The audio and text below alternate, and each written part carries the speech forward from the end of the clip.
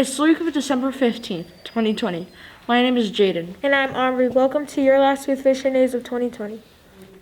Our first story today takes us to Greenville, South Carolina, where a recent fishing trip pulled in a very large surprise. Back on November 16th, a guy was fishing in Oak Grove Lake and reeled in a 9-pound goldfish. Local agencies are suggesting that someone threw their goldfish in a lake a couple years ago, and that the still unnamed fish has been living very well since then. The fish is thought to have survived a recent draining of the lake during repairs a few months ago, and probably a few other drainings in years past as well. After posting the picture to their social media and asking if anyone was missing their fish, the big catch was released back to the lake. Last week, a video was posted of a golfer at the new Wecopa Golf Club at Fort McDowell. The golfer lined up a shot straight at a saguaro cactus and hit the ball with his driver. The ball hit the targeted cactus and the golfer celebrated the shot. The video got posted to social media and now that guy is in some trouble. Saguaros are a protected species and only found in the southwestern U.S. Intentionally damaging a cactus can come with some heavy fines. A spokesman for the golf course said that accidents happen and sometimes golfers do hit a cactus. But this cactus was nowhere near where the ball should have been hit.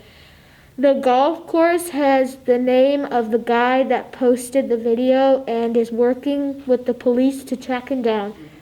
Now let's go over to Mr. Joe Bush with the weekly update. Good morning, Ruth Fisher Colts. Got some important announcements about things you've probably already heard about. So one of the first things, obviously you are at remote right now. All our students on campus are remote learners right now. So just want to make sure to continue to relay some important messages about making sure you're on time to class, that you're participating in your classes, that you're logged in to the Google Meet, because that's how attendance is being taken, is that you are there in the live session to be counted present. If you're not there, obviously you're not there, so you will be counted absent. So in order for you to do well, obviously be there, participate, use the chat function. Obviously if your teacher asks you a question, answer it. They're going to ask you to turn your cameras on at times so you can kind of see and signaling and making sure you're following along. So make sure you're following their directions, and you just, step one, you got to be there. Just like a normal day of school, except the difference is you got to be on your computer.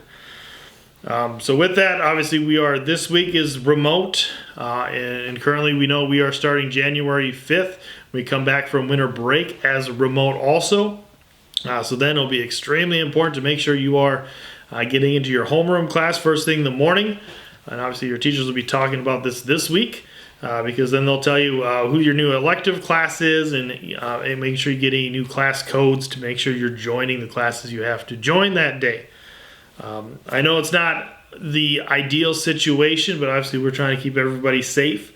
We're trying to make sure that we can limit the spread of COVID, both here on school grounds and also in the community. So we kind of need everybody's efforts in that. So we won't necessarily see you back on campus this new year, but we will see you virtually, and you'll be seeing myself, Miss Arciano, jumping into those remote classrooms again, just like you saw us in the first quarter. With that, have a great break. Enjoy the holidays, and we will see you on the internet. Thank you, Mr. Dovesh. Now let's go over to Reese and Joaquin with sports. Welcome to sports. My name is Reese. And I am Joaquin. Last week, the Cardinals lost a tough divisional game to the LA Rams. The score was 38-28. Kyler Murray threw for 173 yards, 3 touchdowns, and 1 interception, while Kenyon Drake ran for another touchdown. The Cardinals only have 3 games remaining and will play the Philadelphia Eagles this Sunday. In other NFL news, the Pittsburgh Steelers, the NFL's last remaining undefeated team, lost last week to the Washington football team on Monday Night Football. See you next year for more sports news. Thanks, guys. Here's Charlie and Gabriel with entertainment news. Welcome to Entertainment News. I'm Charlie. And I'm Gabriel. Since this is our last episode of 2020, we want to tell you what the 5 biggest songs of the year were. Number 5, Rockstar by DaBaby, featuring Roddy Ricch. At number 4, Don't Start Now by Dua Lipa. In at number 3 is The Box by Roddy Ricch. At number 2, Circles by Post Malone. And number 1, biggest song of the year, according to Billboard Music, is Blinding Lights by The Weeknd. That is all for Entertainment News. See you next time. Thanks, guys. Let's go over to Joke of the Week with Marzetta and Elise.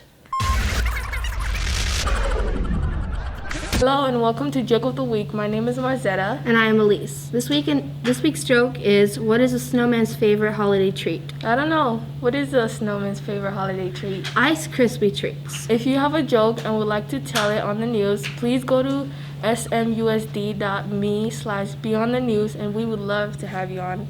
See you next time on Joke of the Week. Thanks, girls. Let's go back to Reese and Joaquin with Fun Fact Trivia.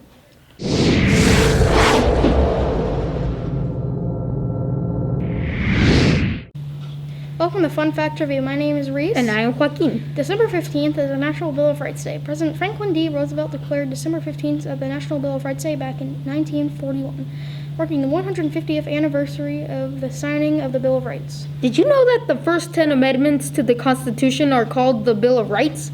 They were originally introduced by John Adams, and he later became the 4th President of the U.S. Your question today is, how many amendments to the U.S. Constitution are there currently? Is it A, 25, B, 29? or C, 33? You have 10 seconds to make your decision.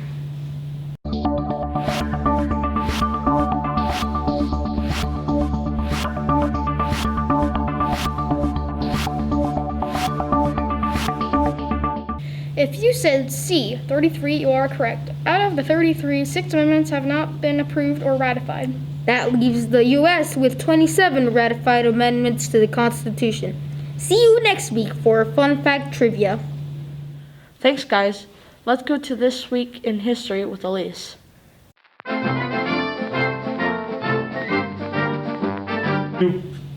Welcome to This Week in History. My name is Elise. On this day, December 15, 2001, the Leaning Tower of Pisa reopened to the public after being closed for 11 years.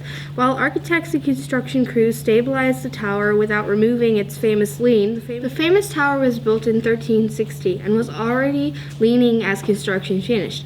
The tower continued to sink into the marshy ground for the next 600 years. The building was closed in 1990 and almost completely destroyed in 1994. Engineers were able to reduce the lean by 18 inches and slow the tower's lean for the foreseeable future. Visitors can no longer go up in the tower, but it is still a very famous landmark. That is all for This Week in History. Thanks, Elise. Let's go back to Reese and Joaquin once more for science time. Welcome to Science Time. My name is Joaquin. And I am Reese. A new worldwide study just released that shows the companies that produce the most plastic. It came as no surprise that the biggest plastic making company was Coca-Cola, followed by Pepsi, then Nestle. These are huge companies that have many other brands between them. Creating more plastic means there's more harmful waste that ends up in our oceans, lakes, rivers, and landfills. These plastics are very harmful because to a lot of animals, this plastic looks like food. A lot of the time, as animals eat the plastic, there is no way for the animal to digest it, making the animal sick or even worse, killing it. Hopefully these companies can come up with new ways to reduce or recycle their containers to prevent further damaging our ecosystem. That's all for Science Time. See you next time. Thanks, guys. Let's go to Charlie with Word of the Week.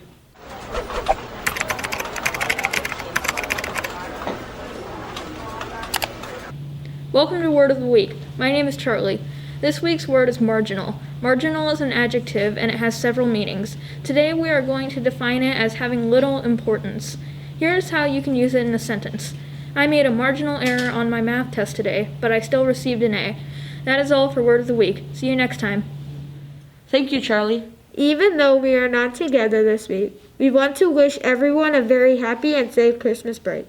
We'll see you back here in 2021. That's all for this episode of RFN. See you next year. Go Colts!